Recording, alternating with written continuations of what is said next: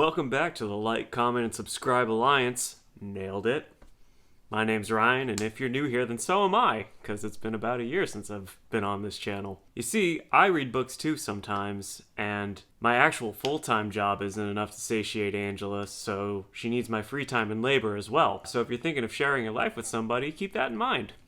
Today, I'll be reviewing The Secret History by Donna Tartt. Full disclosure, normally when I do these review videos, I just take notes and let it rip, but those notes just end up being plot summaries from my own recollection. So I tried writing a script this time to see if I could formulate an actual thought instead of the occasional observation while just recounting the story. So we'll see how that goes. The Secret History is Donna Tartt's debut novel, published in September of 1992, so it recently celebrated its 30th anniversary.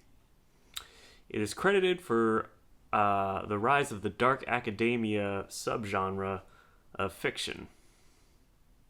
But Ryan, you ask, what is dark academia? Well, dear viewer, imagine yourself as a fresh-faced college student attending a university in a small town in the dying light of summer as the autumnal wind blows through your hair.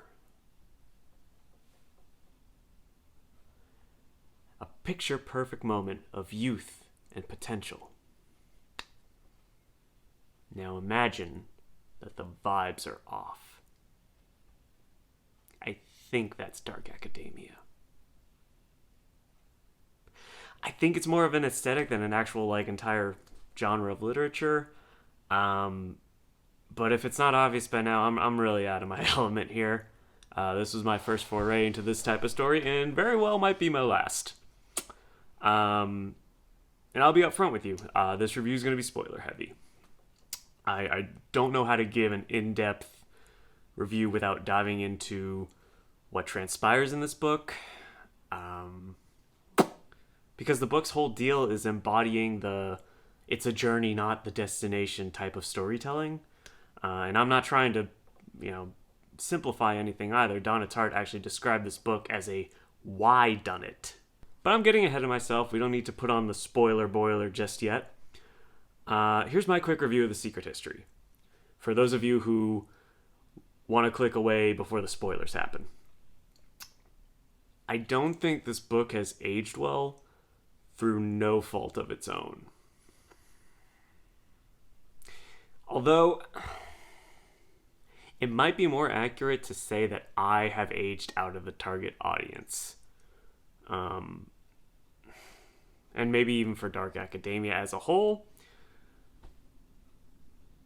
the writing in this book is excellent. Donna Tartt is an incredible writer.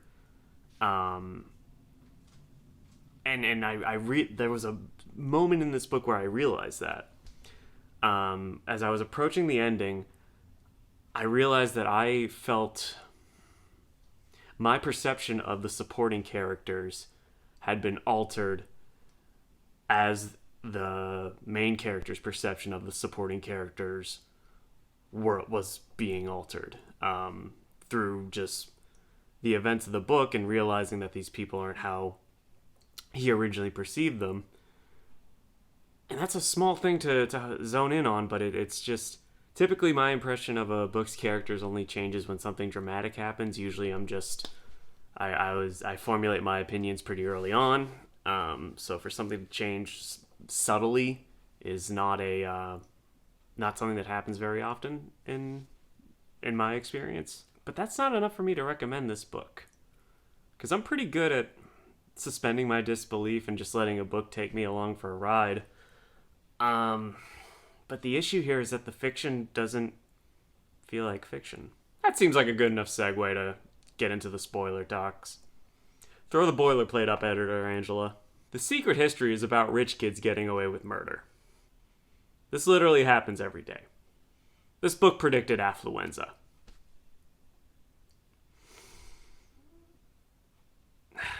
That's a crass way to start this section. Let me just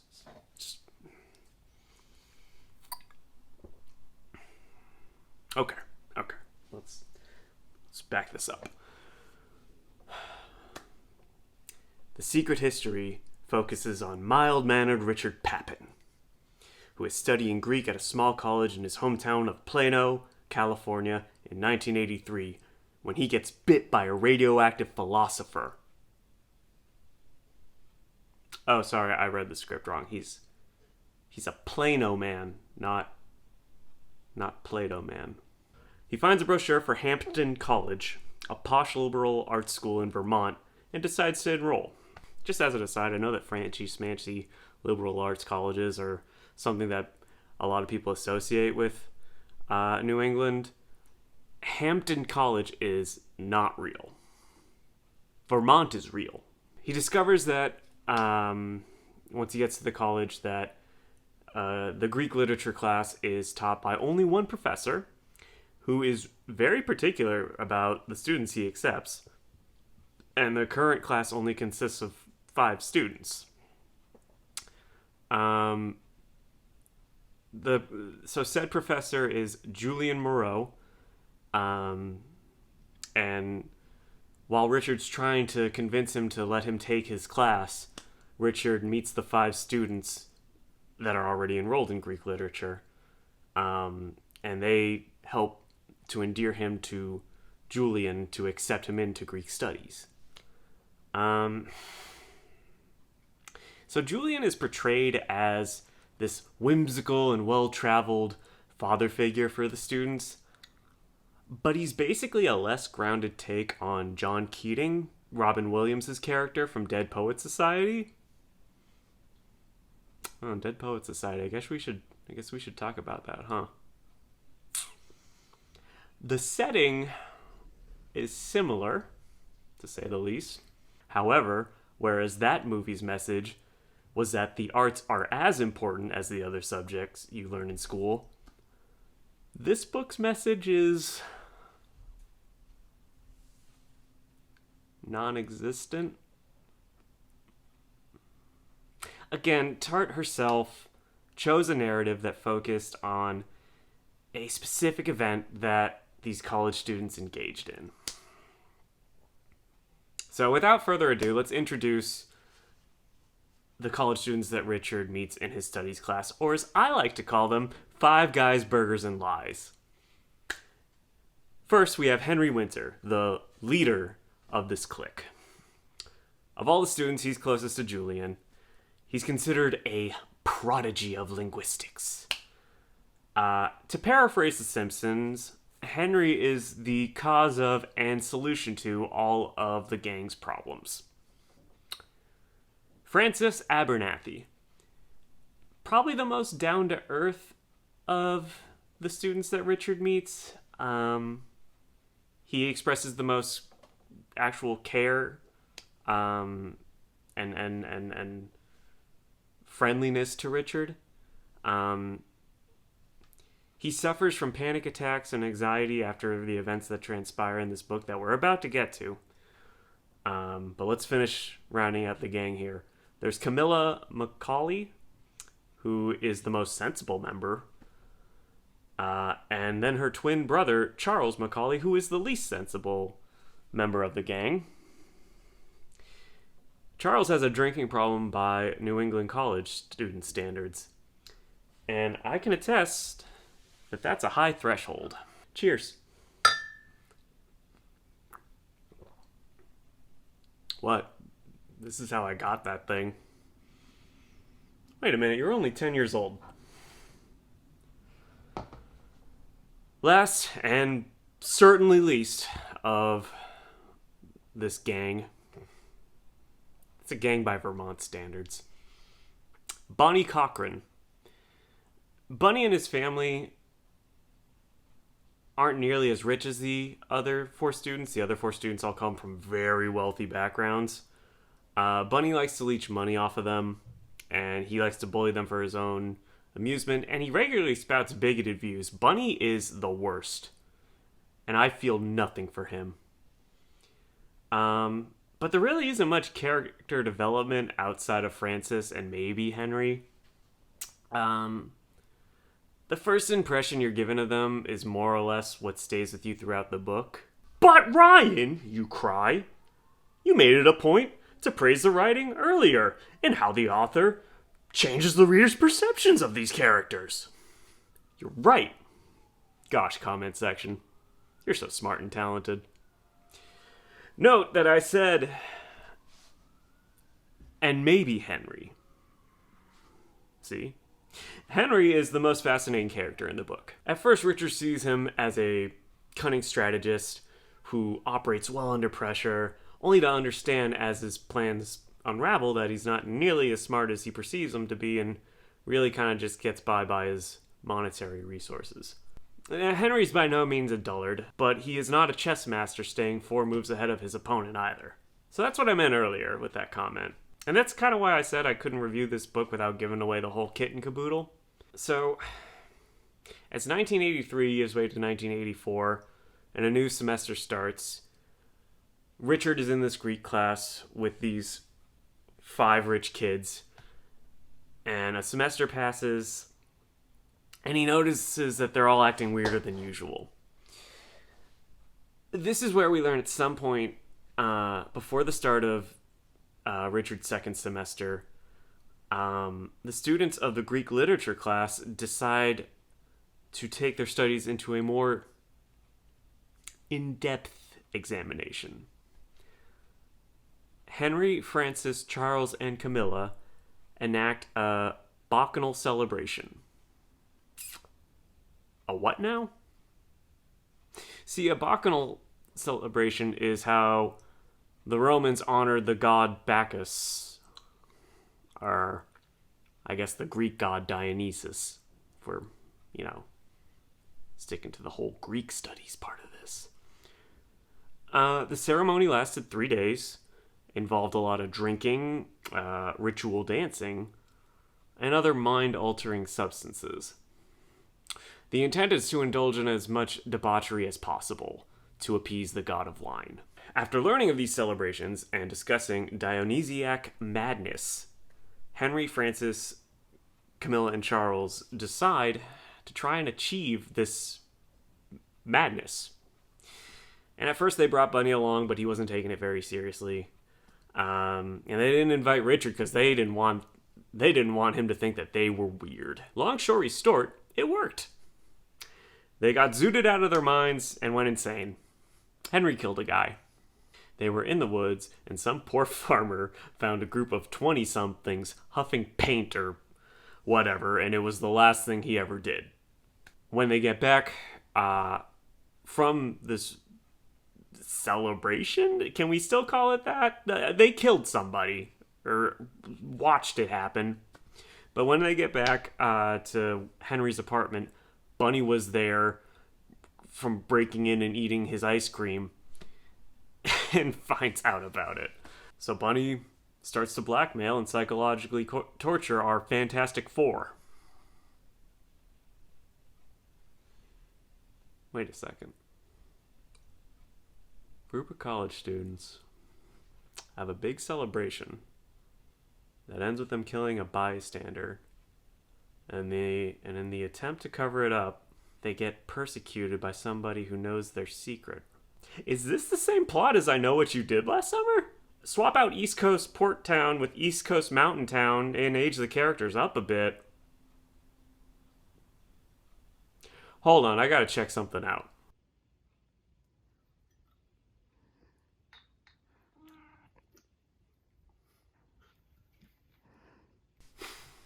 Wow, that movie is not good. My favorite part is when it opens with goth metal band Typo Negative's cover of Summer Breeze. Also, I Know What You Did Last Summer just celebrated its 25th anniversary, which means that I'm accidentally making a timely video. And also, this film is old enough to rent a car. So if there's any fishermen watching this, look both ways before crossing the street. Alright, so this might come as a shock to you, but I Know What You Did Last Summer is not a retelling of the secret history.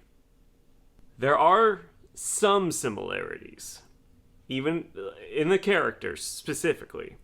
So spoilers for a 1997 slasher flick. I don't This movie has a sequel, and that sequel poster tells you which characters lived in the first movie. So like, don't be mad at me. This is like that. The ship has sailed. I spent too long trying to map out which character in the Secret History relates to which character, and I know what you did last summer. So here comes a really specific BuzzFeed quiz result. Julie James, played by Jennifer Love Hewitt. Julie is failing school and has problems sleeping because of the whole vehicular manslaughter she was a part of. Julie is Frances. Helen Shivers, played by Sarah Michelle Gellar. The beauty queen of a small fishing town, Helen buries herself in the things that make her happy in an attempt to ignore the rest of her life spiraling downward. Helen is Charles. Ray, played by Freddie Prinze Jr. For such an important character, Ray is barely in this and is basically just there to be kind of a love interest. Ray is Camilla. Barry Cox, played by Ryan Felipe. Barry is a douchebag high school quarterback. He causes all the problems in the movie. He's Henry. Barry is Henry if you replaced Henry's deep understanding of multiple languages with an okay 2-minute drill. You don't actually see Barry play football in this movie, but that's as much credit as I'm willing to give him. So that was easy. That's where my mind went to when I first started reading this book and the murder happened. Like, that similarity made me connect those dots. But then you have the pesky problem that there's still Bunny and Richard to consider. And that's where the comparison completely falls apart. That's when you realize, oh wait, I know what you did last summer was based on a book, and it was a book by the same name and not The Secret History. Because of course, Ryan, of course. But gosh darn it, I'm this far into this damn comparison. Let's figure out who Bunny and Richard are in this movie. So based off everything I've said so far, you'd think that Bunny would fit the role of the killer in I Know What You Did Last Summer. I don't remember the name of the killer in this movie. But the whole thing is that he's a fisherman with a hook. So we're just going to call him Hook Hand Fishman.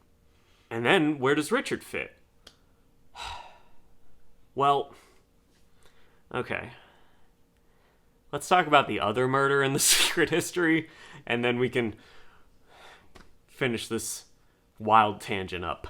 So I know that I've taken you on a wild ride, but let's remember that Bunny is blackmailing and extorting the other 4 rich kids because he knows what they did last semester.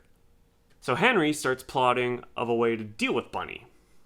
And eventually, he decides, you know, this poet society is entirely too alive. So he enlists Frances, Camilla, Charles, and Richard to murder Bunny while he's on a hike to make it look like an accident.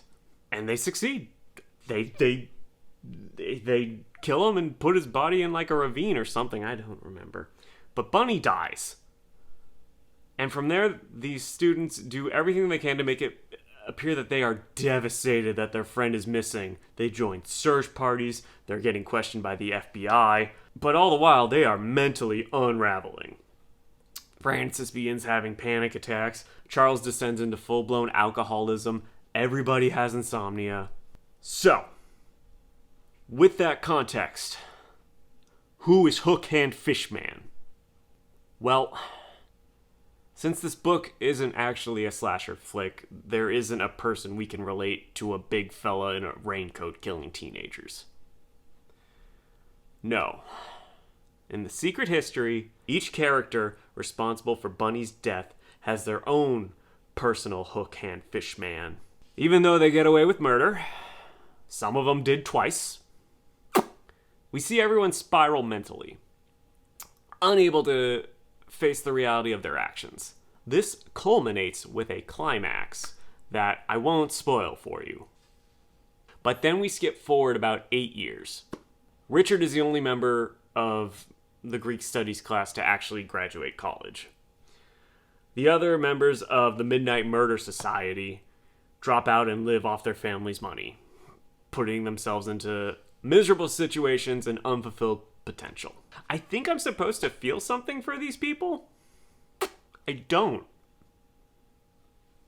Maybe I'm too jaded and cynical to enjoy this story. I'm sure You could wax poetic about how Richard went on his own journey, reminiscent of the tales of ancient Greece. A mere commoner, climbing his way to his own Mount Olympus, only to discover a group of selfish gods interested in their own debasing. But I can't bring myself to care about this beauty behind the madness. Rich people getting away with crime isn't fiction. Sorry. As of this recording, Donna Tartt has only written 2 other books: The Little Friend and The Goldfinch. And I'll say it again, her writing is brilliant. So much so that I might even try reading one of these other books despite my utter disdain for this one. I think that's the crux of why this video is so long, and why I felt compelled to gather my thoughts more thoroughly than usual. I mean, it's not very often where I'm not captivated by a book but still want to give the author another chance. That may sound like a backhanded compliment to Donna Tartt. And it is.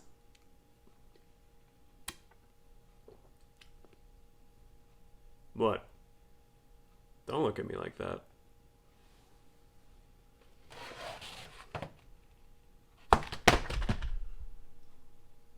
Like, comment, and subscribe.